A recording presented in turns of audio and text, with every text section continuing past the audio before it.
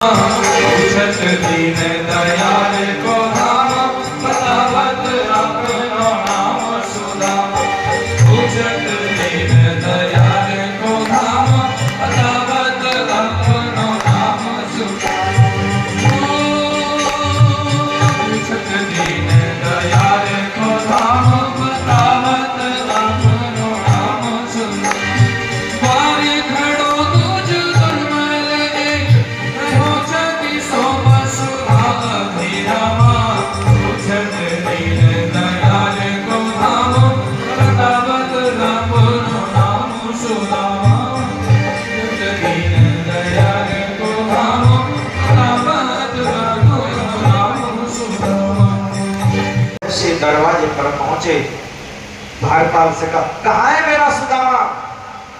बोले प्रभु कुछ कह रहा था मन ही मन और लौट गया। तूने कैसे जाने दिया? प्रभु हमने नहीं जाने दिया, अपने आप लौट गया। किधर गया है? प्रभु इधर गया है। भगवान पीछे दौड़ रहे। सुदामा तब तक बीच द्वारका में पहुंच गया है। सुदामा सुदामा सुन तो रहा है आवाज, लेकिन पीछे मुड़ करके इसलिए नहीं देख रहा। वो सोच रहा है कोई दूसरे को बुलाया होगा, मुझे कौन जानता है। और जैसे भगवान कृष्ण सुदामा के बिल्कुल नजदीक पहुंचे और सुदामा का कंधा पकड़ के एकदम झटके से अपनी ओर मोड़ लिया और अंक में भर के बिना मिले जा रहा था। बिना मिले चला जाता आज। अरे कृष्ण तुम रट जाते, ये द्वारका वाले सब हंसेंगे, क्या सोचेंगे। देख मैं महिला को चला रहा हूं, बदबू आ रही है शरीर से। अरे कृष्ण तो दूर रख दो। अरे सुदामा इतने दिन में आया और आज भी जी भर के गले नहीं लगने देगा। कृष्ण इतने में उद्धव जी आ गए। उद्धव जी से भगवान ने कहा उद्धव मेरे महलों को सजाया जाए और मेरी 16,108 रानियों को आदेश दे दो और उनसे कह दो मेरा बचपन का बाल सखा सुदामा आया है, अपने हाथ से पुष्प वृष्टि करेंगी और आरती उतारेंगी और जाओ रथ सजा के लाओ। सुदामा कह रहा कृष्ण अब तो छोड़ दे, देखिए द्वारका वाले से। बोले मैं द्वारका वालों को बताना चाह रहा हूं, हाँ तू मेरा बचपन का यार है, मैं तेरा कन्हैया हूं।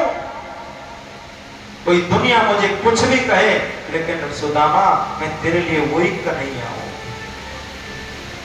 सारे द्वारकावासी जनों ने 1 महीने तक सुदामा को घुमाया था। वो कान पकड़ करके और वहां दंडवती कर रहे हैं, प्रभु क्षमा कर देना, ये सत्य कहता था, वो कृष्ण मेरा बचपन का सखा है, वो कन्हैया है मेरा, और हमने विश्वास नहीं किया, कितना बड़ा अपराध किया है। इतने में रथ लेकर के सारथी आया है। सारथी से भगवान ने कहा तुम नीचे आओ, आज मैं स्वयं रथ चलाऊंगा। सुदामा को बिठाया रथ पर और स्वयं भगवान रथ हाँकते हुए और जैसे ही महलों के दरवाजे पर पहुंचे, 16,108 रानी जो अंतःपुर से कभी बाहर नहीं निकली थी आज तक, वो आरती का थाल पुष्प वृष्टि कर रही है मुख्य दरवाजे पर खड़ी होकर के। सुदामा कह रहा है अरे कृष्ण इतना क्यों कर रहा है? नीचे गर्दन की हुई है, आंसू बहता हुआ, अरे कृष्ण इतना क्यों कर रहा है? मैं इस लायक नहीं हूं। अरे सुदामा तू इसी लायक है, हमें पता है तू अकेला क्या खा रहा है। बोले कुछ नहीं। सुदामा को पता है अगर कृष्ण इन चनों को खा लेगा तो कृष्ण के उदर में अनंत अनंत कोटि ब्रह्मांड है।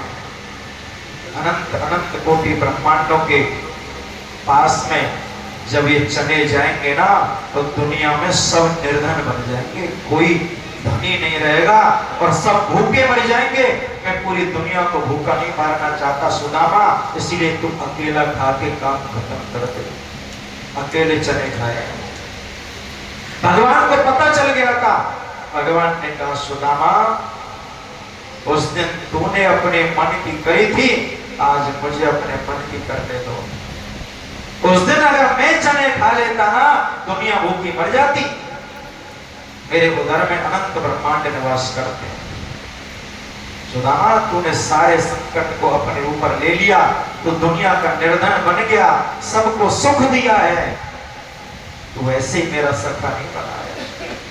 भगवान कृष्ण अंदर ले गए हैं, सुदामा को बिठाया है और रुक्मणी से कहा, रुक्मणी जाओ स्वर्ण परात में जल लेकर के आओ। देखो मेरे मित्र, बचपन के साथी सुदामा के पैर कितने कांटे लग चुके हैं, कितने धूल मिट्टी में हो रखे हैं। किताब पर लिया है और पैरों को साफ करने लगे और जैसे ही सुदामा के नीचे तलवे को देखा उसमें कितने कांटे लगे। कई संतों का भाव है भगवान ने अपने दांतों से खींच खींच करके कांटे निकाले, इतने आंसू बहाए। ऐसे बेहाल उन विवाहियों के हो रहे हैं, विवाहियां फटी उनसे रक्त निकल रहा है।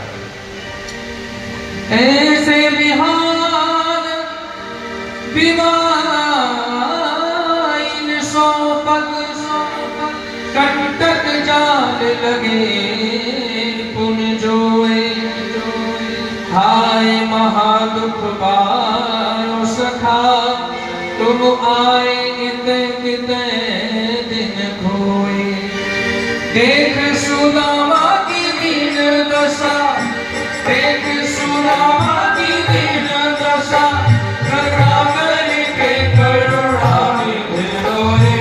हानि पराध को हाथ छुओ नहीं, नद के जल सौ पग धोए, जल सौ पग धोए। ऐसे भी हाल विवाहिन सौ पग कंटक जाले लगे तुम्हें जोए। आए महादुख पायो सखा तुम आए किते दिन खोए। देख सुदामा की दीन दशा, करुणा करके करुणानिधि रोए। पानी परात को हाथ छुओ नहीं, नैनन के जल सौ पग धोए। स्वामी सुखदेव जी ने कहा है, प्रीतो विमंचल बिंदु नेत्राभ्याम पुष्करे क्षणः। के पैर, भगवान ने सुदामा के पैर धो दिए और जो आंसुओं के जल से पैर धोए हैं उसके बाद सुगंधित जल से धोए हैं। और फिर भगवान ने सुदामा का चरणामृत लेकर के और ये कहा है, रुक्मणी आज मैं पवित्र हुआ हूं। अग्रहित सिरसा राजन भगवान लोक पावना। चरणामृत पान करते हुए और सिर पे हाथ फेरते हुए सुखदेव जी कह रहे, राजन भगवान ने रुक्मणी को कहा है, देवी आज पवित्र हो पाया हूं मैं। आज सुदामा का चरणामृत मिल गया, आज मैं पवित्र हो गया। भगवान श्री कृष्ण स्नान के लिए 16,108 रानियों को आदेश दे दिया। अब सारी रानियां, सुदामा जी ब्रह्म ज्ञानी है, आशीर्वाद लेने आई है। अब आपने देखा होगा पहले वृद्ध लोग अगर कोई छोटा पैर छुए कितना कितना आशीर्वाद देते थे। एक ही व्यक्ति को आशीर्वाद देने के लिए कम से कम सैकड़ों दुआएं निकलती। सुदामा ने, रुक्मणी आई सबसे पहले पैर छुए, खूब आशीर्वाद दिया, दोनों हाथ उठा उठा के दिया। उसके बाद में जाम्बती, सत्यभामा, कालिंदी, मित्रवंदा, नागनंदी, लक्ष्मणा, भद्रा, 8 पटरानी आई, खूब आशीर्वाद दिया और 10-20 आ गई खूब। अब तो सुदामा के जीव लड़खड़ाने लगी। आशीर्वाद भी कितना दिया जाएगा भाई। दोनों हाथ उठा उठा के हाथ दुखने लगे। सुदामा बोले, इसे प्रणाम कर दे, मैं दोनों भुजा उठा के आशीर्वाद दे दूंगा। सुदामा को प्रणाम किया है, दोनों भुजा उठा के खूब आशीर्वाद दिया है। आज भगवान श्री कृष्ण अपनी निज सैया पर सुदामा जी को रात को बिठाया है और खूब दोनों ने बातचीत करी है। लेकिन सुदामा जब से आया था, जो कांप में दबी हुई पोटली थी चावल की 4 मुट्ठी की, वो बार बार नीचे जा रहा है। कृष्ण बोले, सुदामा जब से तू आयो भैया, ये तेरे हाथ यूं दब क्यों रहे हो ज्यादा? सुदामा बोले, कृष्ण जब तुम्हारी रानी प्रणाम करने आई ना तो हाथ उठा उठा के आशीर्वाद दियो ना, तो दुखने लग गए, इसलिए थोड़ा दबा रखे हो। बोले लाओ मैं ऐसे दबा देता हूं, ध्यान दूर रखना, मेरे हाथ से हाथ लगाया दूर हो जा।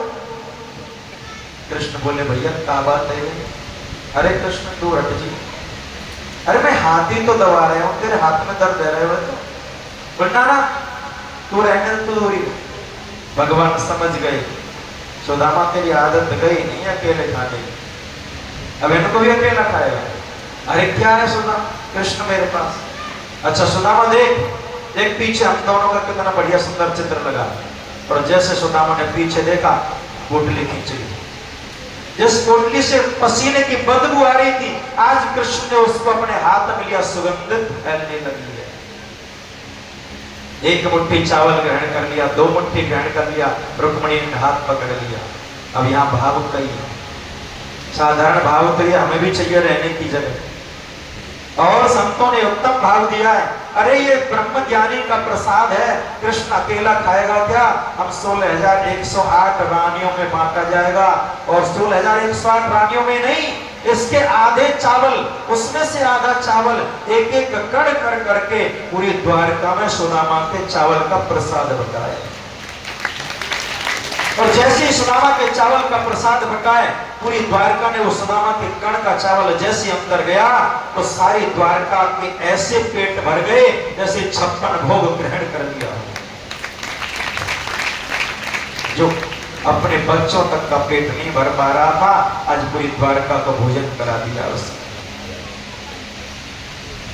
सुदामा विवाह हो गया?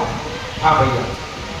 तो क्या भाभी ने कुछ मेरे लिए भेजा? भैया ये चावल ही तो थे यार। अच्छा और कुछ नहीं बोला? अब सुदामा जानबूझ के नहीं बोल रहा, बोला तो था। सुदामा ने कहा नहीं भैया। अब सुदामा कह रहा है सुशीला से वचन भी दिया है अगर पूछे तो बोलना, और यहां अगर बोल दूंगा तो कृष्ण के मन में कहीं ये भावना आ जाए मेरे वैभव को देख करके मांगने की लालसा हो गई। इसलिए सुदामा मनी मन बोल रहा है, बोले अंतर्यामी तो कृष्ण है ही, ये जान ही लेगा। इसलिए सुदामा ने मनी मन बोल दिया हाँ तुम्हारी भाभी ने कन्हैया बोला था एक बाह 2 पाख में 2 एकादशी हो, सो प्रभु दीन दयाल ने नित्य प्रतिदिन हो। भगवान तो अंतर मन की गति को समझने वाले। भगवान ने कहा होनी सो है गई, अब नहीं ऐसी हो, और भाभी तेरे भवन में नित्य द्वादशी हो। उसी समय सुदामा के घर में वैभव पहुंच गया। मणिमन भगवान ने बोल दिया होनी सो है गई, अब नहीं ऐसी हो, और भाभी तेरे भवन में नित्य द्वादशी हो। विश्वकर्मा को आदेश दे दिया जाओ। विश्वकर्मा गया वृंदापुरी, सुशीला से बोला देवी बाहर आ जाओ। क्या करना है? मैं भगवान कृष्ण ने भेजा हूं तुम्हारा महल बनाना है। बोले भैया महल हमारा नहीं बनाया, हमें महल नहीं चाहिए। क्यों? भगवान ने कहा है। बोले हाँ भगवान ने भले ही कहा है, हमें महल नहीं चाहिए। अगर महल बनाना ही है ना तो इन वृंदापुरी वासियों के बनाओ जिनके घर के अन्न से हमारा पेट भरता है, इनके बनाओ। इनके कच्चे मकान है, सबके कच्चे थे। भगवान से वार्तालाप करिए विश्वकर्मा ने। भगवान बोले जैसा कह रही है ना ऐसा करते जाओ। विश्वकर्मा ने सारे वृंदापुरी वासियों के जो कच्चे मकान थे वो सुंदर सुंदर भवन बन गए। अब विश्वकर्मा आया, देवी अब तो अपना बनवा लो, अब तो भगवान का प्रसाद स्वीकार कर लो। तब जाकर के सुशीला ने अपना महल बनवाया। इधर भगवान श्री कृष्ण सुदामा से एक दिन बोले सुदामा भैया तुझे अपने घर की याद नहीं आ रही? तो यार आए हो जब से बहुत दिन है गए, यहीं पढ़ो, अब कल चले जाइए बोले। अब सुदामा प्रातः काल अपना स्नान ध्यान पूजा पाठ से निवृत्त होकर के और जैसे ही बाल भोग प्रसाद लेकर के चलने के लिए प्रस्थान किया, कृष्ण बोले सुदामा कुछ भूल गया तू। बोले भैया क्या? तू जिस फटी धोती में आया था ना वो धोती मैंने संभाल के रखी कोने में, और वो डंडा, अरे रुक्मणी सुदामा की वो धोती फटी हुई और डंडा ले आना, ये राजसी वस्त्र शोभानी दे रहे उसके तन पे, भैया वही पहन जाओ।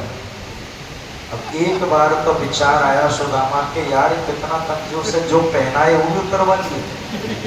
फिर सद गया, नहीं नहीं ये लीलाधारी है, पता नहीं क्या लीला कर रहा है। सुदामा नहीं, तू गलत सोच रहा है इसके बारे में, ये लीलाधारी है, अंतर्यामी है, परमात्मा है, और ये मेरा कभी बुरा नहीं कर सकता है। हाँ कृष्ण ला धोती, अरे यार दुलवा तो दे तो यार, कम दे। नहीं सुदामा ऐसे ठीक लग रहा है, ठीक है भैया। सुदामा ने जैसे पहनी और जैसे दरवाजे से बाहर निकले, द्वारकावासी देख करके हैरान रह गए। धन्य है ऐसा त्यागी महात्मा, जैसा आया था वैसा जा रहा है। यहाँ तो फटे टूटे कपड़ों से दुनिया आती थी और ट्रकों में माल भर भर के ले जाती थी, लेकिन ऐसा त्यागी महात्मा आज तक नहीं देखा दुनिया में, जो जैसा आया वैसे ही जा रहा है। जय जयकार हो रही है सुदामा, जय हो। कोई आरती उतार रहा है, कोई प्रसाद भोग लगा रहा है, कोई चरणों में लेट रहा है। संतों का भाव है सुदामा को निकलते समय 15 दिन लग गए, इतनी भीड़ जमा हो गई, निकलने नहीं दे रही भीड़। महाराज थोड़ा सा हमारे घर की ओर देख लो, बस हम पवित्र हो जाएंगे। सुदामा कह रहा है कृष्ण धन्य हो। अब समझ आ, और एक जोड़ी कपड़ों को ले भी आता तो क्या ये मिलता जो तूने दिया।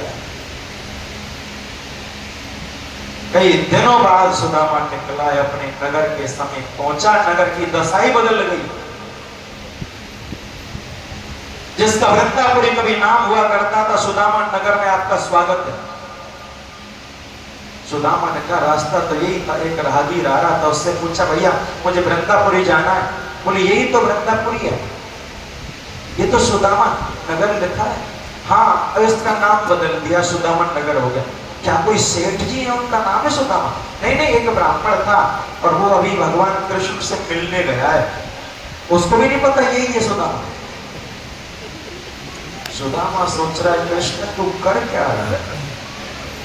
अंदर ही गया, सुदामा गौशाला, सुदामा विद्यालय, सुदामा औषधालय, सुदामा जी के नाम पर जितनी सेवाएं, जितनी चैरिटी की सेवाएं होती है, सब के सब सुदामा जी के नाम पर चल रही हैं। एक चीज नहीं बदली भगवान कृष्ण ने, और वो था मंदिर जो उनके घर के सामने था, जो रोज सुदामा पूजा करता, वो नहीं बदला। सुदामा उस मंदिर तक पहुंच गया, सोचने लगा भैया मेरा घर कहाँ, मैं कहाँ ढूंढूं। इतने में चक्रधर मित्र आ गया और सुशीला ने देख लिया। सुशीला आई, सुशीला की तो दशा ही बदल चुकी थी, वस्त्र आभूषणों से युक्त, चरणों में प्रणाम किया। और सुदामा का नियम था किसी स्त्री की ओर नजर उठा के नहीं देखते। जैसे प्रणाम किया सुशीला ने, सुदामा ने देखा नहीं, अरे देवी तू कौन है, तू अरे तुम मेरे स्वामी। अरे देवी क्यों मजाक कर रही हो, गरीब ब्राह्मण हो, तुम दूर हटे। देखा नहीं सुदामा ने, वो हाथ जोड़ रहे ना, तुम मैं तुम्हारी पत्नी। अरे देवी मैं गरीब आदमी हूं, ऐसा मजाक मत करो। इतने में चक्रधर आ गया। चक्रधर समझ गया सुदामा को जानता था। अरे सुदामा ये भाभी सुशीला है। अरे तू भी मजाक कर रहे भैया, अरे एक बार नजर उठा के तो देख यार। और जैसे नजर उठा के देखा, सुशीला तेरी ये दशा कैसे? बोले सब तुम्हारे बचपन के यार ने कहा।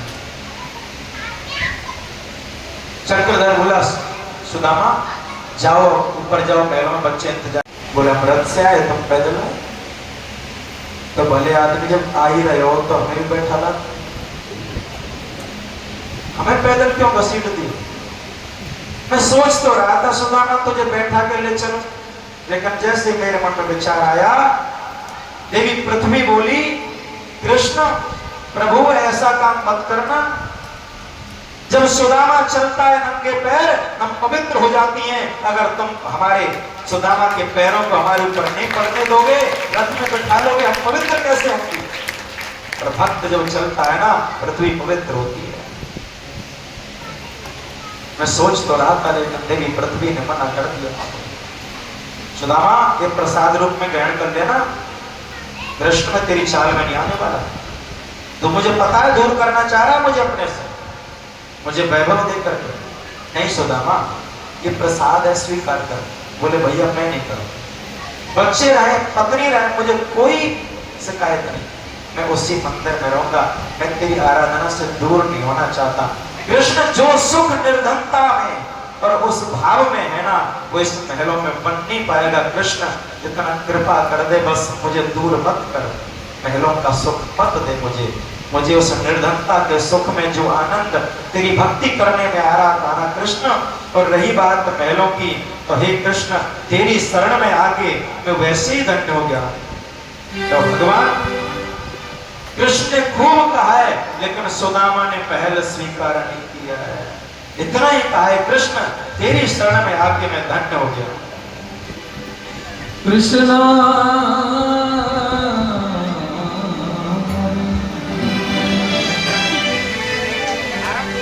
तेरी शरण में आके मैं धन्य हो